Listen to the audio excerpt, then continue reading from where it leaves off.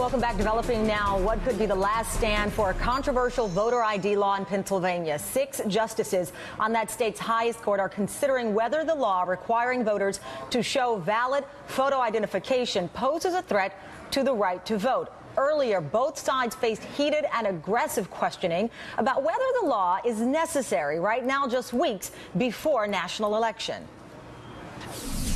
These election changes should be implemented in a way to increase, not impede, participation.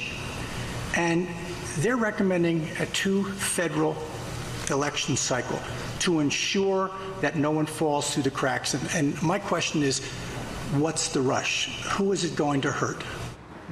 Well, protesters on both sides of the issue have gathered outside the courthouse. NAACP President Ben Jealous was one of several speakers who rallied with opponents of the law today. What we are fighting for in this moment is democracy itself. Our opponents believe that this will tilt things in their favor. The question in front of Pennsylvania today is which way, Pennsylvania?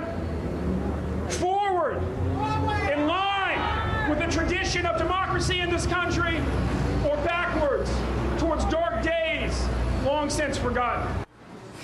NBC's Ron Allen is live in Philadelphia. So, Ron, we saw the protesters there. We know that a 3-3 deadlock, there's 6 justices here, would allow the law to stand. What kind of insight or background are you getting here on these justices and how this might all come down? The justices are split Republican and Democrat, as is this whole issue, and that was clear in the court from the questioning that was done by the justices. And you're right, if it's a tie, the law stays on the books and the photo ID is required. And that's the specific thing about this law here. You need a photo ID, a driver's license, a passport, a student ID card with a specific expiration date to vote. In other states, you can vote with ID like a utility bill or something that doesn't have your name, your photo on it, or someone can vouch for you. And so the opponents of this law were trying to offer other suggestions, other alternatives of how it could be implemented, or the implementation could be delayed.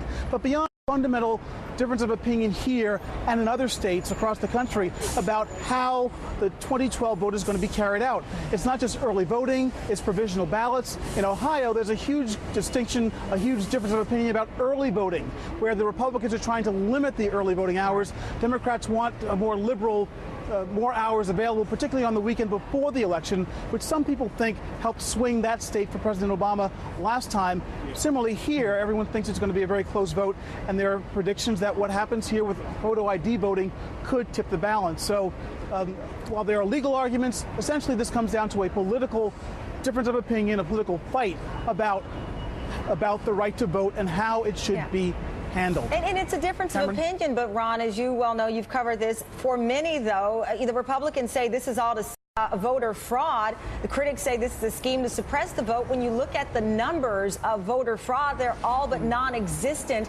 When you look at the number of cases in Pennsylvania and even other states where this is under consideration. So it is an opinion, but there are numbers to prove what is fact regarding whether this is an epidemic or an epic problem. Well, there's no evidence, little evidence, no evidence of in-person voter fraud where people show up to the poll pretending to be somebody else and try to vote. However, in the court today, when pressed on that, the supporters of the law said there is widespread registration fraud, for example. So they see this as a preemptive measure to try and block that kind of fraud. So they're backing away from that a little bit. But yes, essentially that is the problem. There's no evidence that anybody has put forward in a court or in a state legislature of people trying to impersonate someone else to vote. Ron, thank you so much. We appreciate your live report.